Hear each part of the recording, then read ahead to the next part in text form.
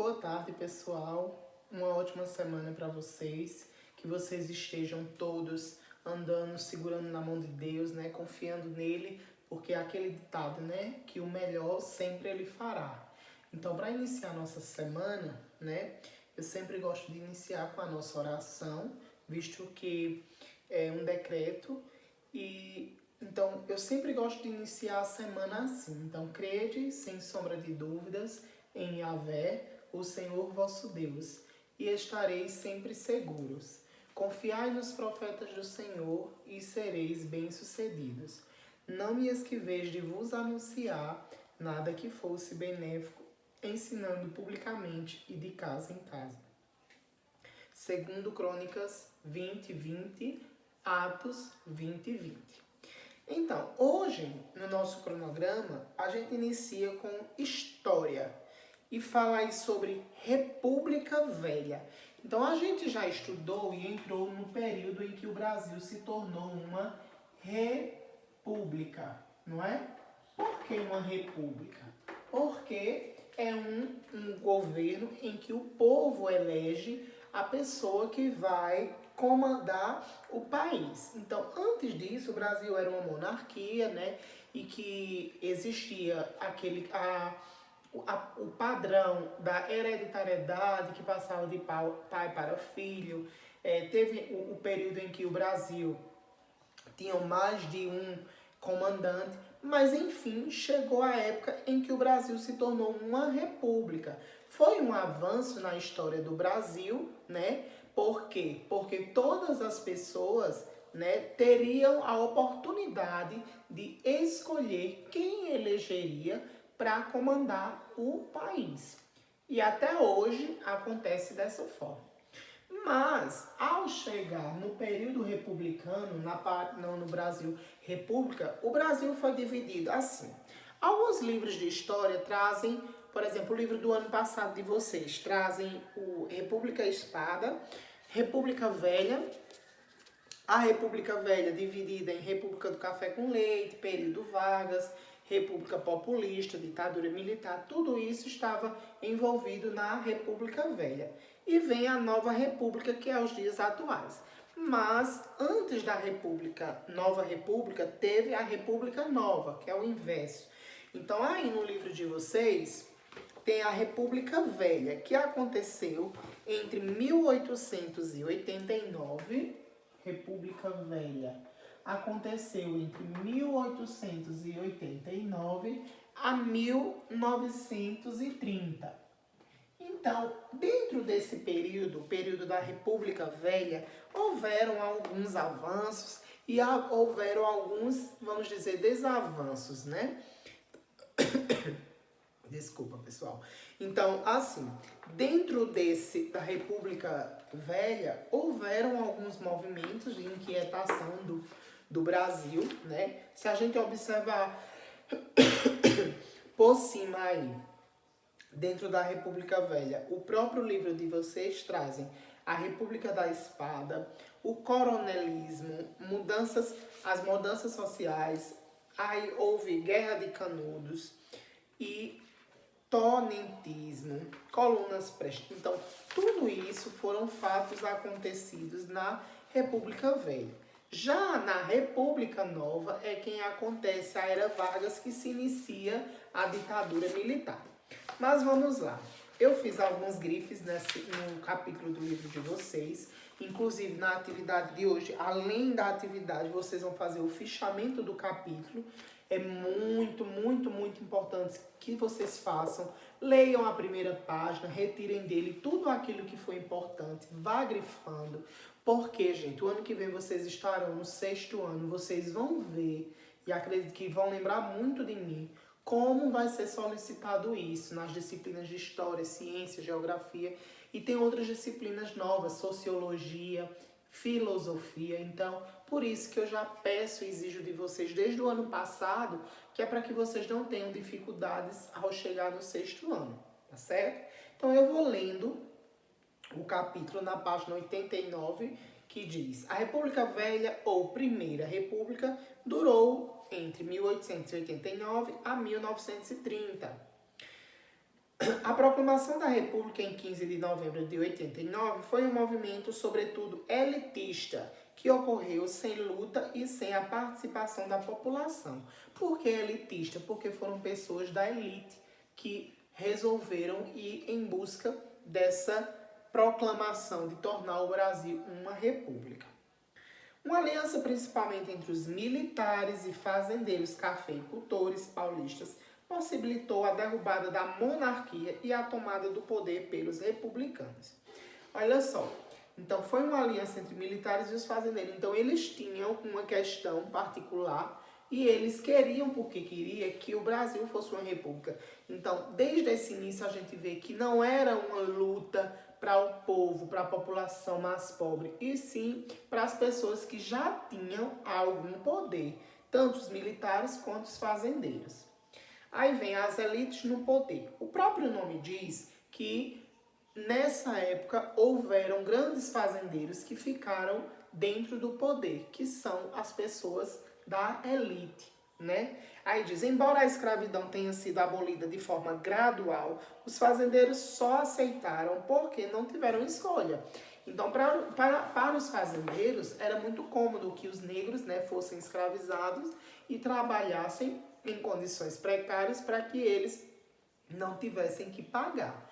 Porém, no momento em que o Brasil se tornou uma república, houveram alguns movimentos que fizeram com que ocorresse a libertação dos escravos. Então, foi daí que os escravos, né, tinham a opção de não serem mais escravizados. Por que não a opção de não serem escravizados? Então, aquilo que eu sempre falei, né? Quando a gente trabalhou a abolição da escravatura, a gente observa que muitos negros, eles eram abolidos, mas eles não tinham para onde ir. Então, por isso, eles continuavam trabalhando, não em condições tão terríveis, né?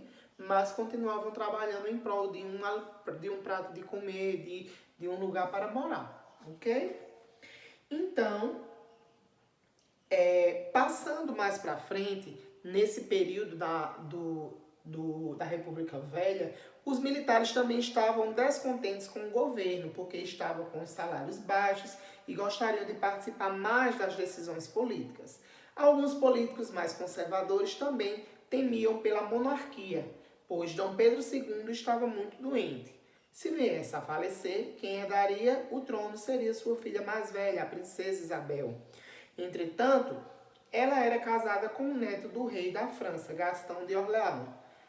Então, esses políticos temiam que a princesa, tornando-se rainha, fosse manipulada pelo marido. E nessa situação, o Brasil passaria a ser governado por um estrangeiro, mesmo que de forma dissimulada.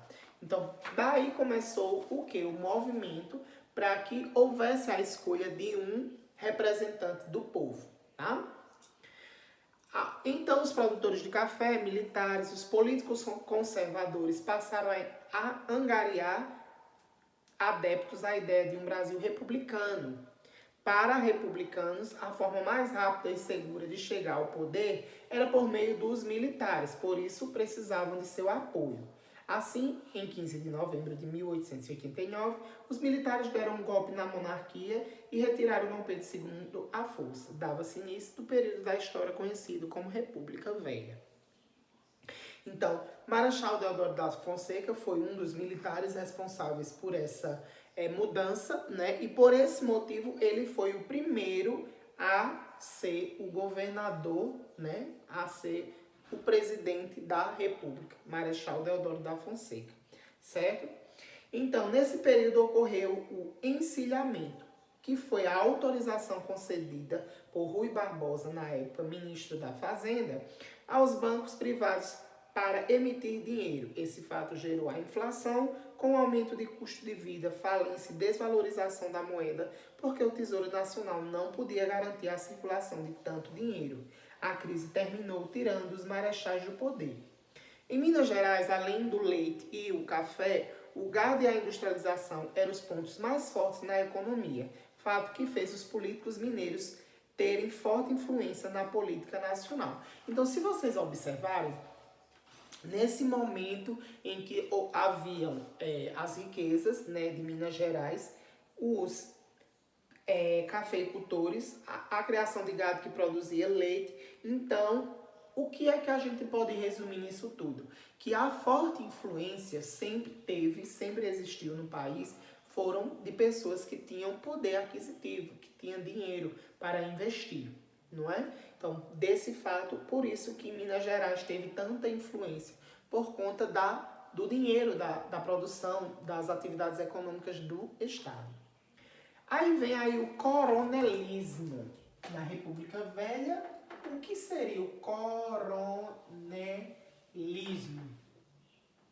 Eu acredito que vocês devam lembrar, porque a época do coronelismo foi uma época em que aconteceu na República Velha e a gente retratou esse fato na história do país o ano passado, quando a gente trabalhou, visto que o ano passado trabalhamos bem detalhadamente, né, o período a gente foi capaz de trabalhar. Enfim, então o coronelismo era a base da política do café com leite. Como assim, tio? Política do café com leite. Quem lembra? Então, São Paulo entrava com o café, né, a produção do café, Minas Gerais com a produção do leite, então eles se aliaram e aí houve a política do café com leite. Então, naquela época, os coronéis grandes latifundiários tinham o direito de formar milícias em suas propriedades e combater qualquer levante popular. Eu vou fazer um resumo aqui. Então, era o seguinte: havia, como eu falei para vocês, o poder aí de São Paulo e de Minas Gerais. E eles, né, claro que tinham os grandes fazendeiros e com isso eles tinham um direito de formar as milícias. E o que eram as milícias? Então, eles contratavam pessoas, né, que andavam armados na época e essas pessoas que eram os coronéis, eles obrigavam as pessoas a votar naquele candidato, X ou Y. Então, que era o voto do cabresto. Por que voto do cabresto? Porque eles exigiam que fulano e cicrano votassem naquele presidente, vereador, enfim. E daí eles ofereciam algo em troca, que na grande maioria era uma forma muito expressiva deles exigir, né, por conta das armações, do poder que eles tinham naquela região, então eles poderiam fazer qualquer coisa para expulsar aquela pessoa daquele local. Então, por esse fato, foi uma época marcante, na época do voto do cabresto, certo? Voto do cabresto. Eu acredito que se a gente for fazer uma ligação entre a República Velha, na época da República Velha, e a época de hoje no Brasil, vamos pensar hoje, que estamos vivendo um período político no país, talvez vocês não percebam, porque são crianças, mas ainda existe essa política de um político oferecer trabalho para a pessoa X ou Y e a pessoa, em troca disso, dá o seu voto. Ou muitos fazem pior, vendem um milheiro de tijolos, oferece uma cesta básica, oferece uma prótese dentária. Então, existe essa troca de favor. Você me dá e eu voto em você. O que nos faz levar a não ter uma visão de um todo, né, de uma política para o país como um todo. E sim, particularmente, eu penso só em mim e na minha família. Então, essa é a relação, a ligação que a gente faz entre o país na época da República Velha e hoje na Nova República. Dentro do movimento da República Velha, houve algumas guerras, e uma delas foi a Guerra de Canudos, certo? Que foi um líder chamado por Antônio Conselheiro, o qual pregava ser um emissário de Deus, vindo para abolir as desigualdades sociais e as maldades da República, como a exigência do pagamento de impostos, por exemplo. Então, exigiam-se muito altos impostos na época da República Velha e, por isso, lógico, uma inquietação do povo. E, como sempre, havia um líder. Nessa época aí foi Antônio Conselheiro, certo? Antônio Conselheiro fundou em novembro de 1896, um arraial no sertão da Bahia que recebeu o nome de Canudos, por causa da plantação de bambus que havia na região. Os sertanejos e suas famílias o seguiam acreditando que seu líder iria libertá-lo da situação difícil em que viviam. Canudos tornou-se uma ameaça aos interesses dos representantes do poder vigente e estava se transformando no maior líder sertanejo do país. Na comunidade, as leis da República não eram respeitadas, pois Canudos tinha suas próprias leis. O governo da Bahia não concordava com o fato de os habitantes de Canudos não pagarem impostos e nem respeitarem as leis republicanas. Então, com o apoio dos fazendeiros que temiam a falta da mão de obra, né, porque era uma luta também de Antônio Conselheiro, para que as pessoas fossem bem remuneradas. Então, Canudos queriam a volta da monarquia e, contando ainda com o apoio da Igreja Católica, resolveram destruir Canudos. Alguns jornalistas. Foram enviadas tropas do governo estadual e federal para atacar o local, porém a população resistiu bravamente. Só após a terceira investida militar, em 5 de outubro de 1897, a população de Canudos foi vencida. Né? Então, com isso, Canudos foi derrotado. Agitados nos anos de 1920, o fim da República Velha. Vamos ver o que aconteceu no fim da República Velha, certo?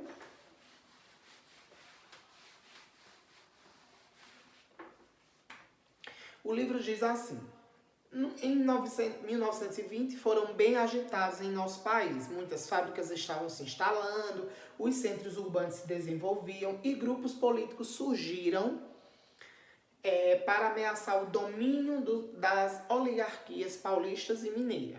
A oligarquia paulista isolava-se enquanto a mineira procurava se aliar-se ao Rio Grande do Sul e aos outros estados, como Pernambuco, Rio de Janeiro, Bahia, na tentativa de eleger um novo presidente.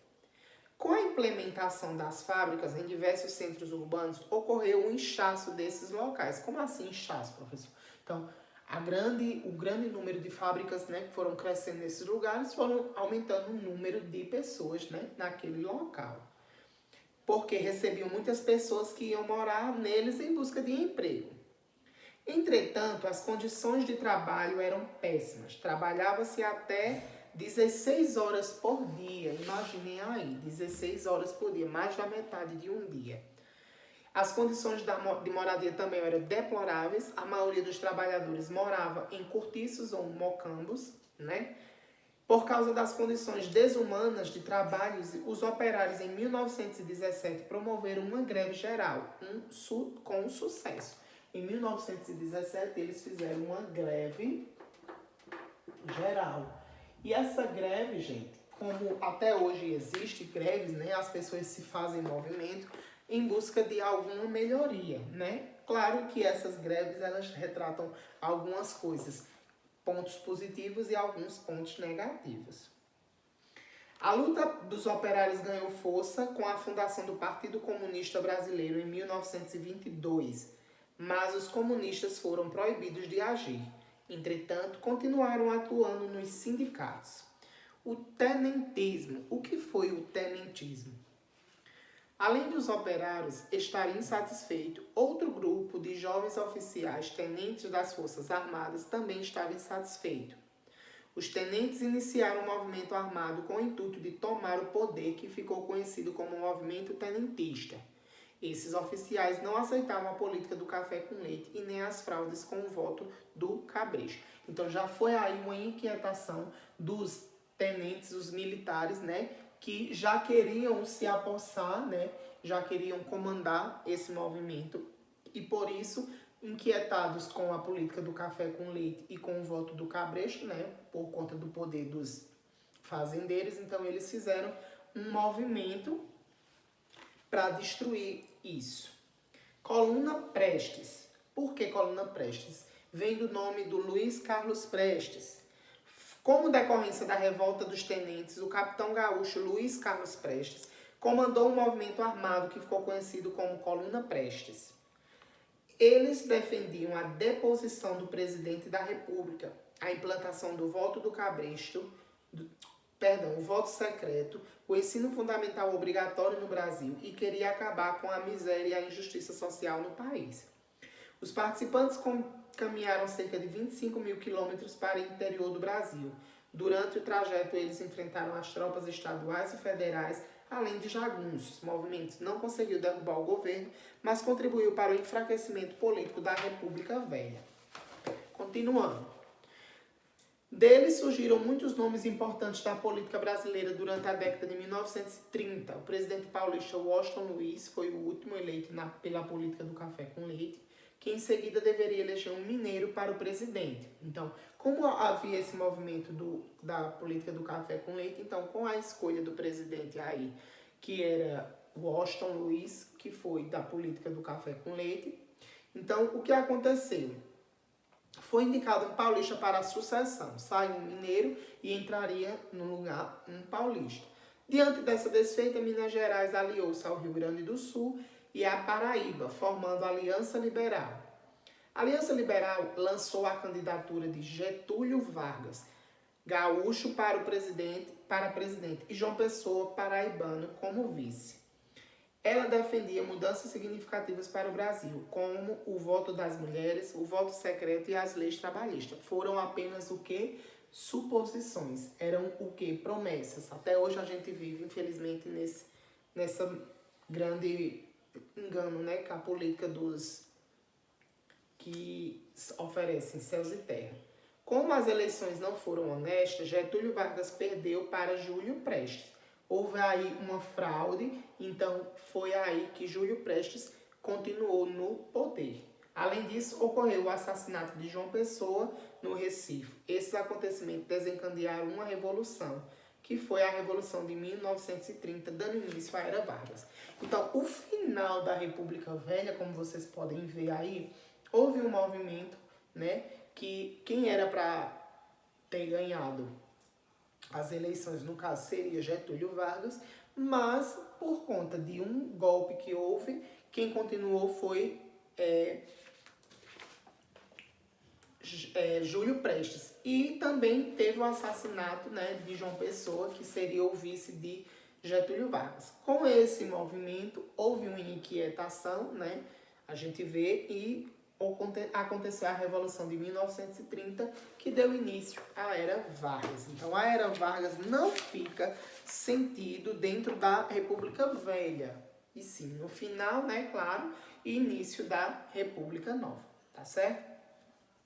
É um pouco extenso esse conteúdo, porque eu quis trazer de ponto a ponto o que aconteceu na República Velha, tá bom? Nossa próxima aula a gente vai continuar com a República Nova, em seguida Nova República até os dias atuais, tá certo? Espero que vocês compreendam. Não esqueçam de ler novamente o capítulo com calma, respondam às atividades, façam o fichamento e depois façam a atividade de ética, tá certo? Um grande abraço e até amanhã, se Deus quiser.